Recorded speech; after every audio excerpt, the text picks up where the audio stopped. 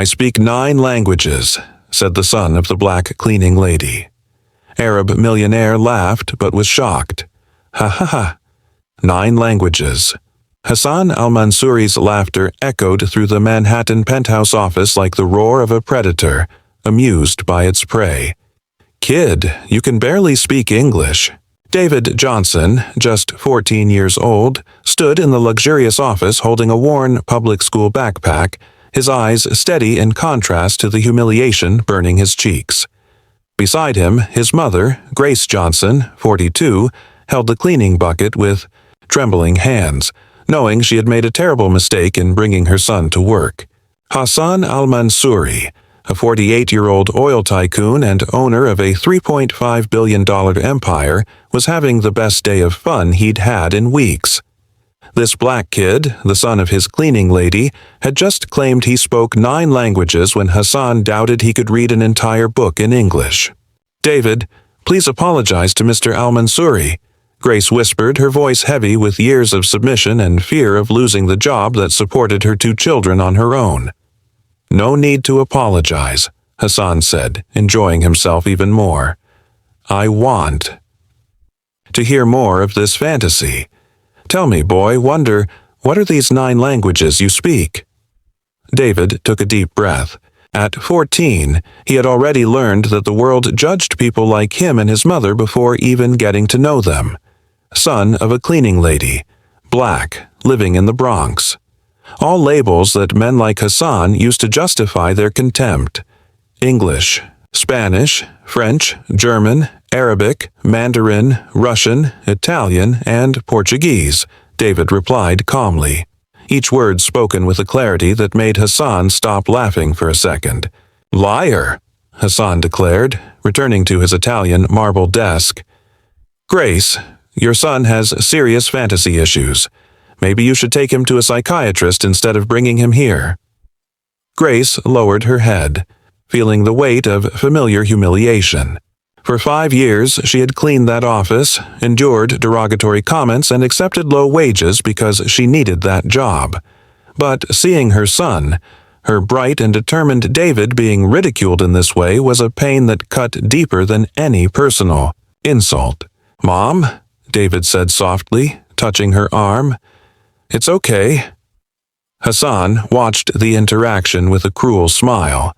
He loved these moments of absolute power when he could remind people of their place in the social hierarchy. He had built his empire, not only through business acumen, but through a calculated cruelty that destroyed anyone who dared to question him. "You know what I think, Grace?" Hassan leaned back in his $15,000 leather chair. "I think your son is jealous of my executive's children who attend expensive private schools, so he makes up these fantasies to feel special." "Sir," David interrupted, his voice still calm but laden with a dignity that surprised Hassan.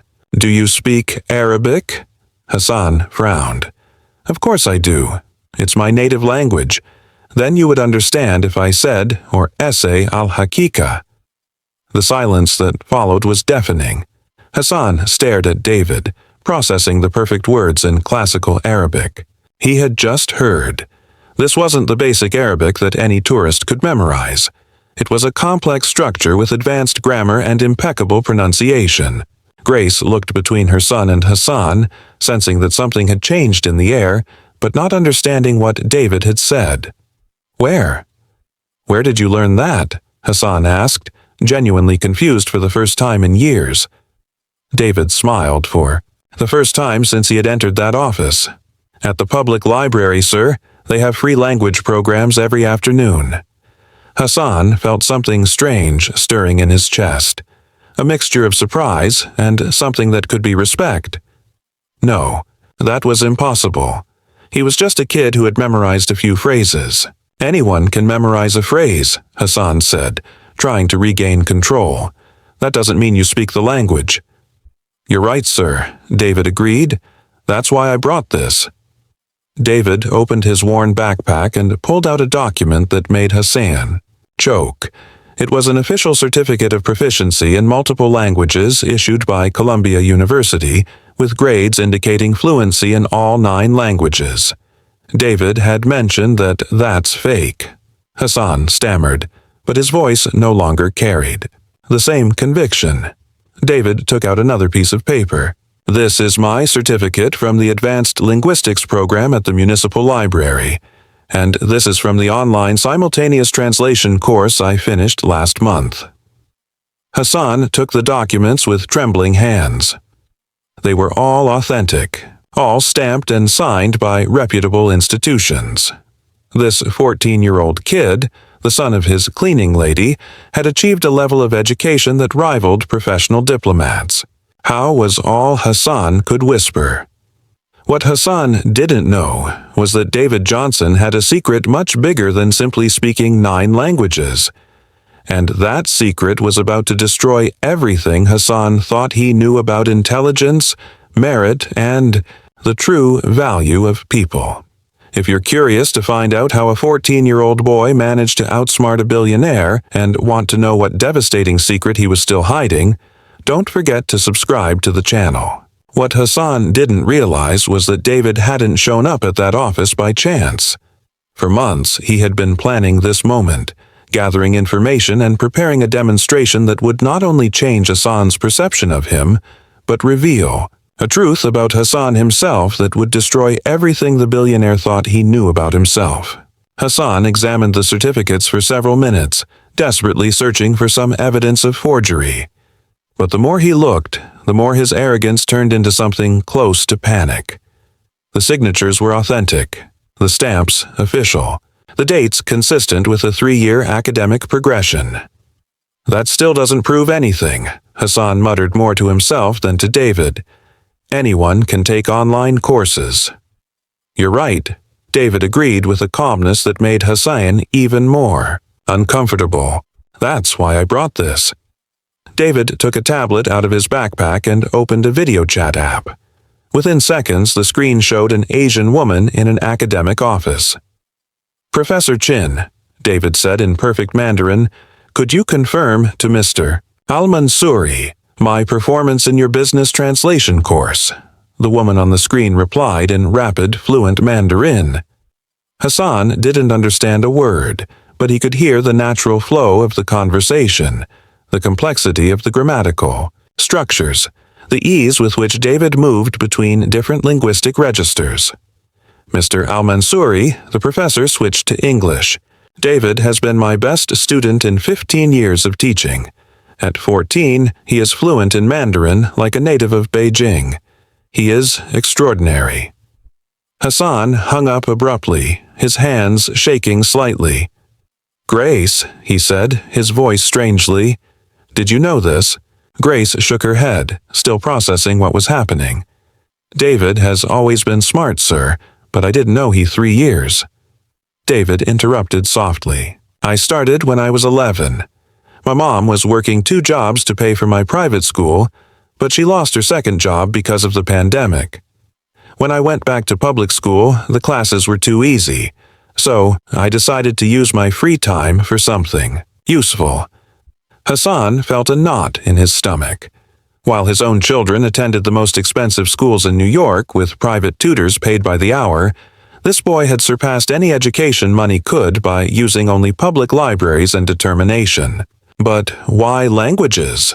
Hassan asked, genuinely curious for the first time.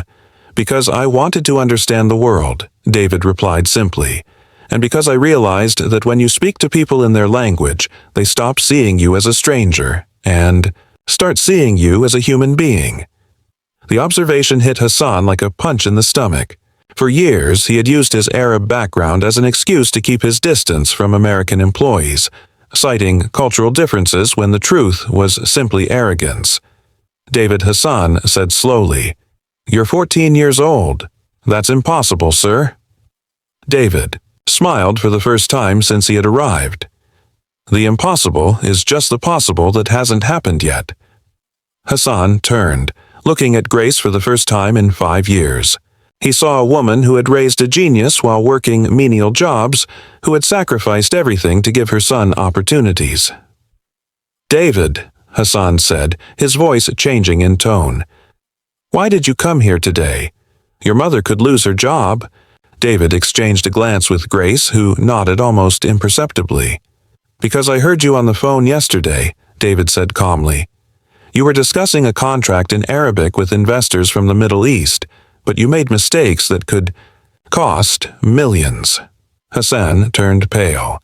"What kinds of mistakes?" "You used Mubashir when you should have used for urgency, and you confused Mirek with Mirab when discussing deadlines. Small mistakes that completely changed the meaning." Hassan sat down heavily. Those investors had seemed confused during the call, but he had attributed it to connection problems. In fact, his linguistic blunders had nearly sabotaged a $50 million deal.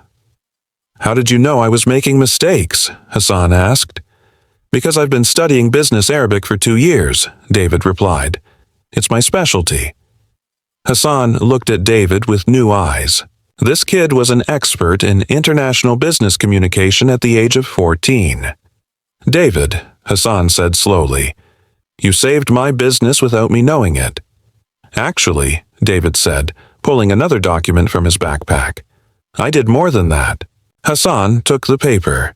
It was a detailed proposal for restructuring the company's international communications, identifying linguistic flaws that had cost them contracts, and suggesting specific solutions.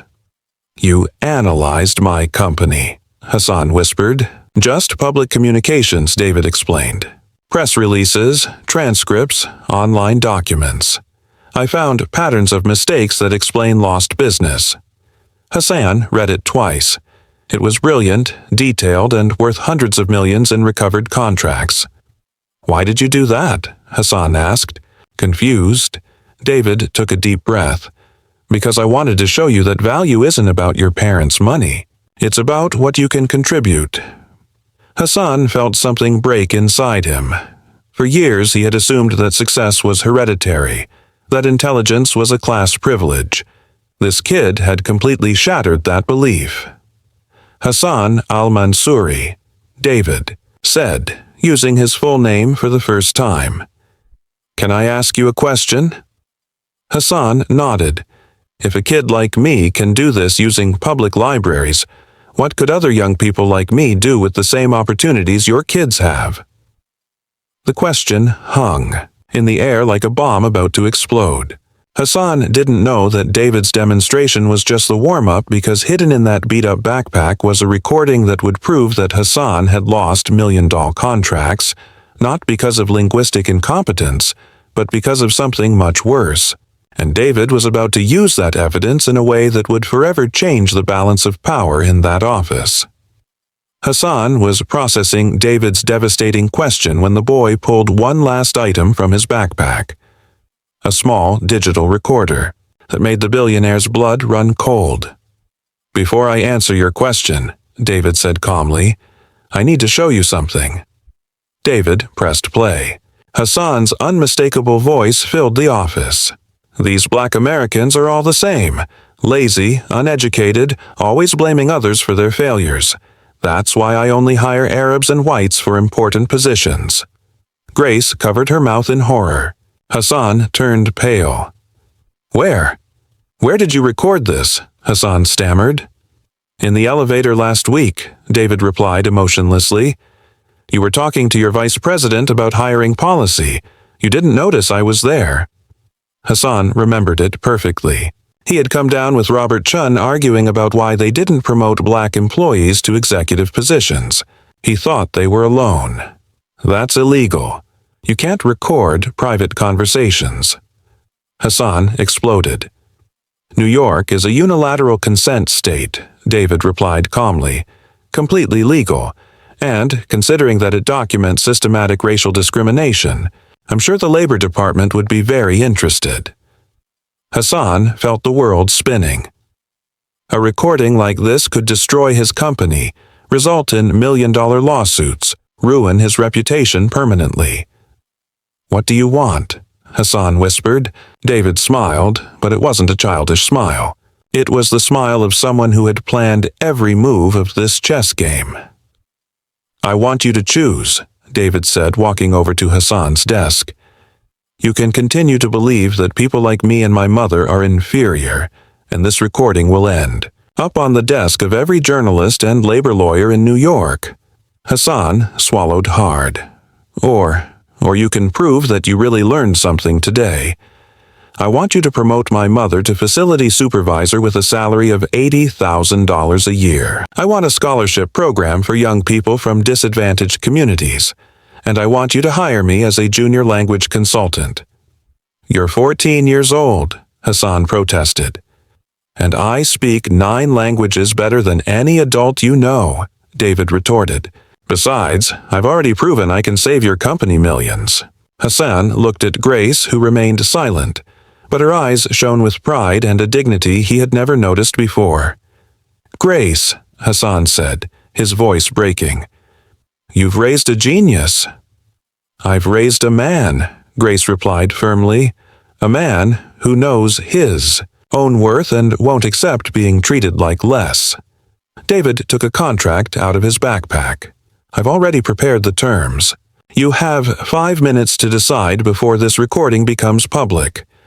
Hassan took the contract with trembling hands. It was detailed, professional, and included clauses that protected both David and Grace from future retaliation. The boy had thought, "You have everything." "How do I know you won't release the recording even if I sign?" Hassan asked. "Because unlike you," David said, looking Hassan straight in the eye, "I believe in giving second chances to people who genuinely want to change." Hassan reread the contract. The demands were fair, even conservative, considering the value David could add to the company. But signing meant admitting he had been wrong about everything. "What if I don't sign?" Hassan asked, already knowing the answer. David took out his cell phone. "This recording will go to the New York Times, CNN, and the Attorney General's office in exactly."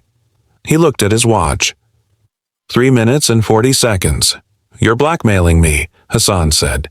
"I'm offering you justice," David corrected. "You've spent years benefiting from an unjust system. Now you have the chance to be part of the solution." Hassan looked out the window at Manhattan, the city he had conquered through a mixture of intelligence and ruthless cruelty. But this kid had just outdone him on both counts. "Grace," Hassan said softly, "do you accept the promotion?" Grace looked at David, who nodded encouragingly. "I accept, sir." Hassan picked up a solid gold pen and signed the contract. "David Johnson," he said, "you just taught me the most expensive and most valuable lesson of my life." "What lesson?" David asked. "That real intelligence isn't about where you were born or how much money you have. It's about what you do with the opportunities you create for yourself." David put away the tape recorder and held out his hand to Hassan. "Welcome to the 21st century, Mr. Al-Mansouri." Hassan shook the boy's hand, feeling that he was making a much bigger deal than a simple employment contract. He was agreeing to see the world with completely different eyes.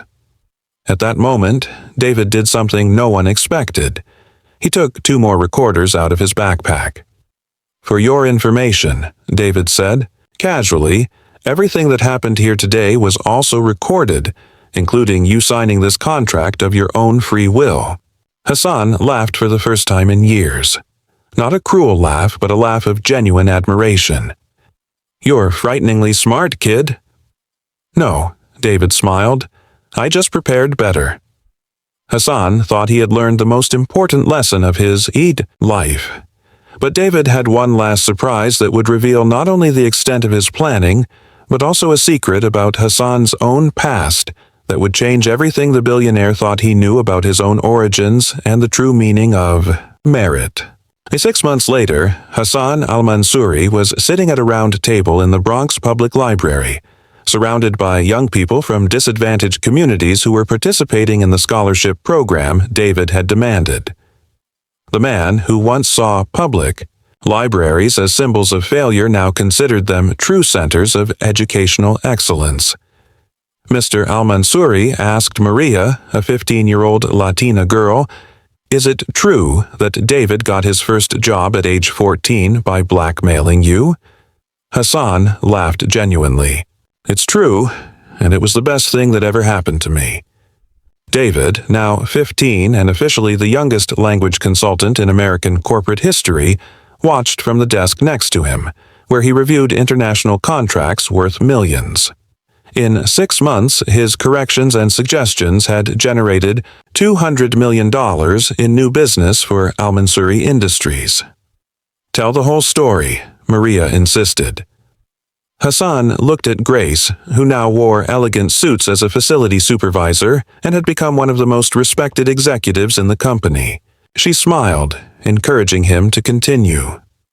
6 months ago, I was a rich but miserable man. Hassan began, I thought my money made me superior to other people.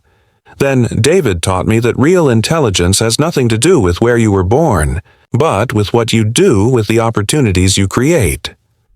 But how did he know it would work? Asked Carlos, a 13-year-old boy who is now studying programming thanks to the program. David looked up from the contracts. Because I researched Hassan for months. I found out that he had grown up as a poor immigrant in Lebanon, arrived in the United States at age 16 without speaking English very well, and built his empire from scratch. Hassan nodded. David showed me that. I had forgotten my own origins, that I had become exactly the kind of person who discriminated against me when I was young. And now, Maria asked, now our company is the most diverse in the industry. Grace replied proudly, we hire talent, based on competence, not last name or zip code. Hassan stood up and walked over to a wall displaying the certificates of the first 50 beneficiaries of the David Johnson Young Talent Program. Do you know what the greatest discovery I've ever made is?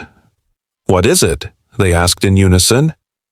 That, when you invest in talented people, regardless of their background, they don't just grow, they make you grow too. David closed his laptop and joined the group.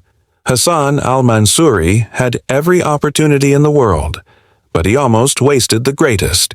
One of all, the opportunity to be a decent person. What about you? Carlos asked David. Weren't you afraid of failing? Of course I was, David admitted. But my mother taught me that the biggest failure is accepting to be treated as less than you are worth.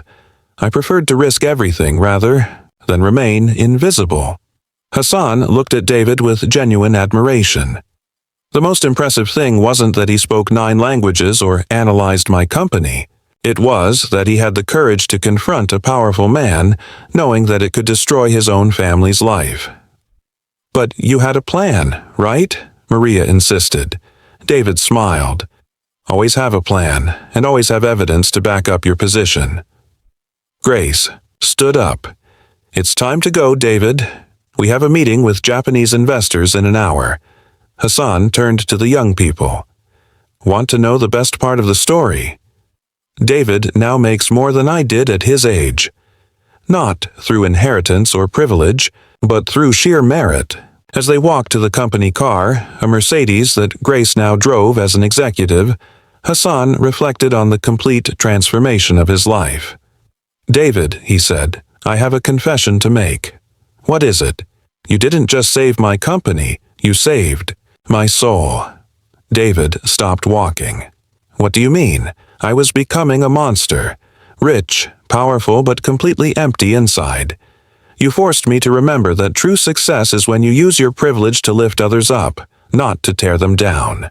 Grace kissed her son's forehead. I'm proud of you, baby. Not for the money or recognition, but for the man you're becoming. And I, Hassan added, am honored to have learned from both of you that family isn't about blood. It's about people who make you want to be better. That afternoon, during the meeting with Japanese investors, David simultaneously translated negotiations that resulted in a $500 million deal. Hassan watched, remembering the day he had mocked that same boy. After the meeting, a Forbes reporter approached them. Mr. Al-Mansouri, how does it feel to be the first billionaire CEO to have a 15-year-old advisor? Hassan smiled. I feel like I finally understand the true meaning of leadership. It's not about being the smartest person in the room. It's about recognizing and nurturing the intelligence of others. And you, David, what's your advice to other young people? David thought carefully. Never let anyone define your worth based on appearances or circumstances. Your origins don't determine your destiny. And always have evidence to back up your claims. One last question, the journalist said. Do you believe this story can inspire others? Grace replied, this story proves that when you combine talent with opportunity and courage with preparation, there is no limit to what can happen. Hassan nodded. David taught me that true wealth is not in what you accumulate, but in what you build, and that the smartest investment you can make is in human potential. David's story proves that real intelligence knows no color, social class, or age. If this journey of courage and justice has inspired you, subscribe to the channel for more stories that show how knowledge is the only weapon that no one can take away from you. Hassan tried to use his wealth to humiliate those he considered inferior, but he discovered that he had completely underestimated the power of a brilliant, prepared mind. He learned that true power doesn't come from the money you have, but from the people you invest in, and that sometimes the greatest lesson in your life comes from those you least expect.